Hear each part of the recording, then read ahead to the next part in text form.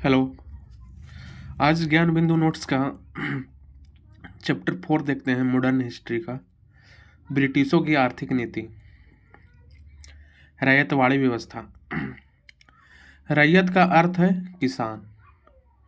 भू राजस्व वैसी व्यवस्था जिसमें किसान सीधे तौर पर कंपनी के राजकोष में जाकर भू राजस्व जमा करता था, उसे रैयतवाड़ी व्यवस्था कहा गया।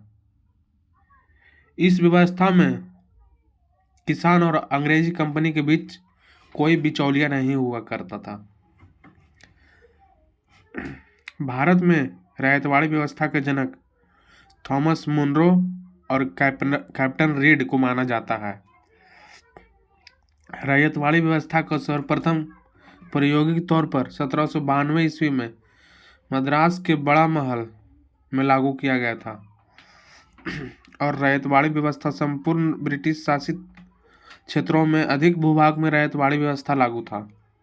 यह व्यवस्था लगभग 51% भूभाग पर लागू था। रैयतवाड़ी व्यवस्था यह व्यवस्था दक्षिण भारत के अंतर्गत मुंबई, मद्रास प्रेसिडेंसी जैसे क्षेत्रों में लागू था। रैयतवाड़ी व्यवस्था 1820 ईस्वी में संपूर्ण मद्रास के क्षेत्रों में लागू था। मद्रास में इन व्यवस्था को सफल बनाने के उद्देश्य से थॉमस मुनरो को मद्रास का गवर्नर जनरल बनाया गया। रैयतवाड़ी व्यवस्था को सफल बनाने के लिए थॉमस मुनरो को मद्रास का गवर्नर जनरल बनाया गया। रैयतवाड़ी व्यवस्था 30 वर्षों के लिए लागू की गई थी। इस व्यवस्था में भूभाग राजस्व की दर 1/3 भाग हुआ करता था। किसान व्यवस्था में किसान तब तक भूमि का मालिक माना जाता था जब तक वो समय से अंग्रेजी को रैयतवाड़ी भू राजस्व जमा न कर दे। रैयतवाड़ी व्यवस्था ने अंग्रेजों की जमींदार बना दी। रैयतवाड़ी व्यवस्था ने अंग्रेजों को ही जमींदार बना दिया। महलवाड़ी व्यवस्था की बात करते हैं। महलवाड़ी व्यवस्था, महल का अर्थ है गांव। यह भू राजस्व वसूली की ऐसी व्यवस्था थी जिसमें गांव के मुखिया किसानों से भू राजस्व की वसूली करता था और भू राजस्व अंग्रेजी कंपनियों के राजकोष में जमा कर दिया करता था। महलवाड़ी व्यवस्था का जनक हॉल्ट मैकेंजी है। महलवाड़ी व्यवस्था विशेष तौर पर उत्तर भारतीय राज्य जैसे पंजाब, यूपी जैसे राज्यों में लागू था। महलवाड़ी व्यवस्था संपूर्ण ब्रिटिश शासित क्षेत्रों में 30% भूभाग पर लागू था। इजारेदारी प्रथा यानी फार्मिंग सिस्टम। यह व्यवस्था 1772 ईस्वी में वारन हेस्टिंग के द्वारा भू राजस्व की वसूली को लेकर अपनाया गया था। इजारादारी प्रथा इस व्यवस्था के अंतर्गत कर वसूली का अधिकारों जमींदारों को न देकर ठेकेदार को दिया गया और उन ठेकेदारों को कर वसूली का अधिकार दिया गया जो नीलामी में सबसे अधिक बोली लगाया करता था। इजारेदारी प्रथा की शुरुआती दिनों में 5 वर्षों के लिए लागू किया गया था। इजारेदारी प्रथा इस व्यवस्था पंचवर्षीय इजारेदारी प्रथा को ही पंचवर्षीय व्यवस्था भी कहा गया। अस्थायी व्यवस्था। राजा राम मोहन राय और आरसी दत्त जैसे भारतीयों ने अस्थायी बंदोबस्त का समर्थन किया। आरसी दत्त ने अस्थायी बंदोबस्त को पूरे भारतवर्ष में लागू करने का सिफारिश की। तिनकठिया प्रथा यह प्रथा बिहार के चंपारण क्षेत्रों में नील की खेती करने वाले कृषकों को लेकर लागू था। इस प्रथा के अंतर्गत अंग्रेज जमींदार किसानों को 20 कट्ठा भूमि में से 3 कट्ठा भूमि पर नील की खेती करने को लेकर विवश कर दिया करता था। इसे ही दिनकटिया प्रथा कहा गया। किसान नील की खेती नहीं करना चाहता था क्योंकि नील की खेती करने से खेत की उर्वरा शक्ति समाप्त हो जाती थी। और दूसरी बात यह थी कि जर्मनी में आर्टिफिशियल नील की खेती खोज हो चुकी थी, जिस कारण अंतर्राष्ट्रीय बाजारों में भारतीय की नील की मांग कम पड़ गई। इस दिनकटिया प्रथा को समाप्त करने को लेकर महात्मा गांधी अप्रैल 1917 ईस्वी में चंपारण आए और सत्याग्रह का आयोजन किए, जिसे चंपारण सत्याग्रह कहा गया।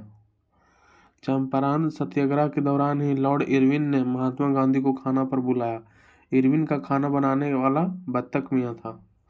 इरविन ने बत्तख मियाँ को गांधी जी के दूध में जहर मिलाने को कहा, लेकिन बत्तख मियाँ ने गांधी जी के दूध में जहर नहीं मिलाया। अर्थात चंपारण सत्याग्रह के दौरान बत्तख मियाँ ने ही गांधी जी की जान बचाई।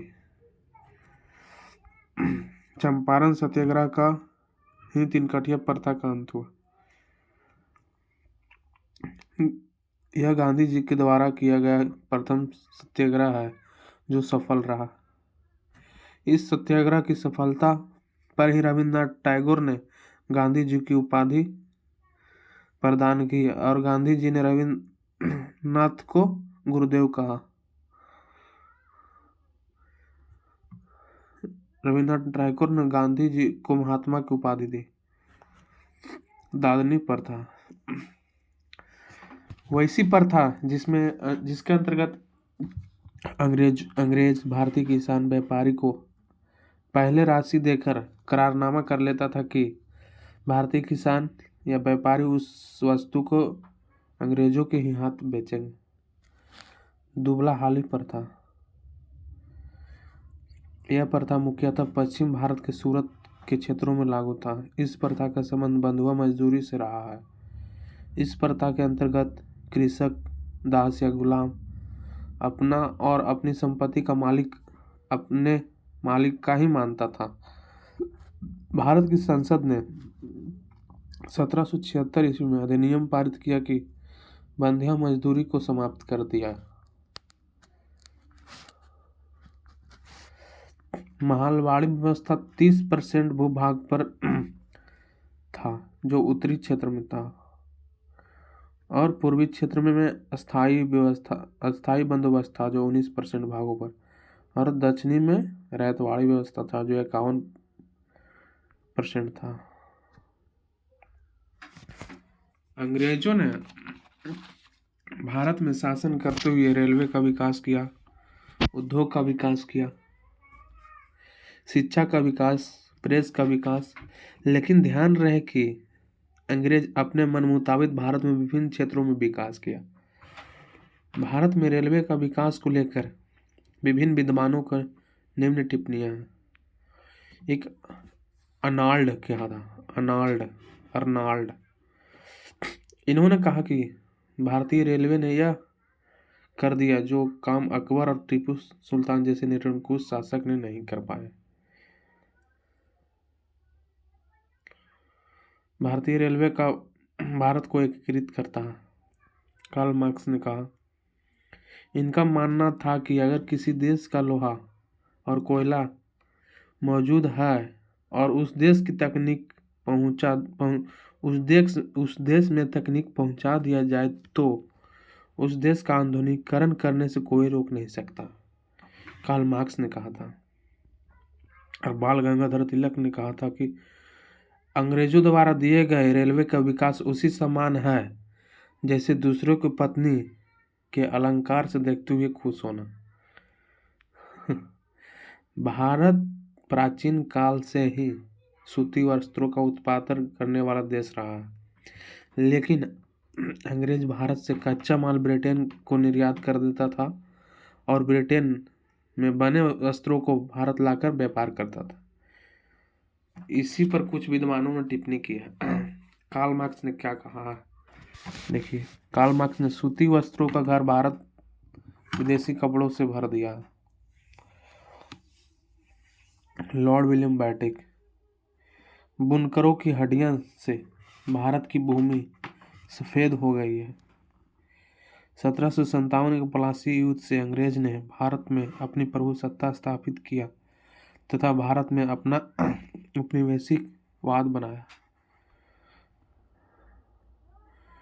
उपनिवेशवाद एक ऐसी विचारधारा है जिसमें एक देश अपने मातृ देश को लाभ पहुंचाने के लिए दूसरे देश को पर अपना नियंत्रण स्थापित कर उस देश का आर्थिक शोषण और उत्पीड़न करता है। ब्रिटेन उपनिवेशवाद के कुल 3 चरण हैं, जिसमें उपनिवेशवाद का प्रथम चरण वाणिज्यिक पूंजीवाद कहलाता है, जो 1757 से 1813 के कालखंड में उपनिवेशवाद का प्रथम चरण है। 1757 से 1813 तक प्रथम कालखंड को प्रथम उपनिवेशवाद का प्रथम चरण है। उपनिवेशवाद का द्वितीय चरण औद्योगिक पूंजीवाद कहलाता है, जो 1813 से 1858 के कालखंड को उपनिवेशवाद का द्वितीय चरण कहलाता है।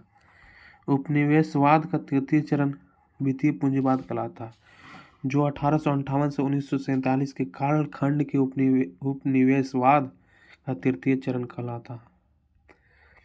अंग्रेज ने भारत में कृषि वाणिज्यीकरण किया।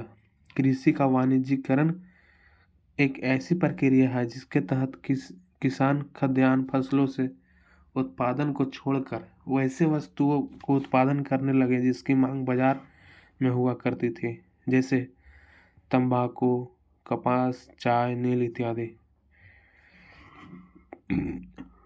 अंग्रेज ने भारतीयों का आर्थिक शोषण किया। इस ओर सर्वप्रथम दादा भाई नौरोजी ने भारतीयों का ध्यान आकृष्ट करवाया। दादा भाई नौरोजी ने अपनी पुस्तक poverty and British rule in India में धन निष्कासन का सिद्धांत दिया, ड्रेन ऑफ वेल्थ दिया, जिसे दादा भाई नौरोजी ने बतलाया कि भारत का धन भारत से बाहर जा रहा है, लेकिन भारत को कोई लाभ नहीं पहुंच रहा। जो 1896 ईस्वी में कांग्रेस के कलकत्ता अधिवेशन में कांग्रेस ने धन निष्कासन के सिद्धांत को स्वीकार किया। ये चैप्टर खत्म हो गया है।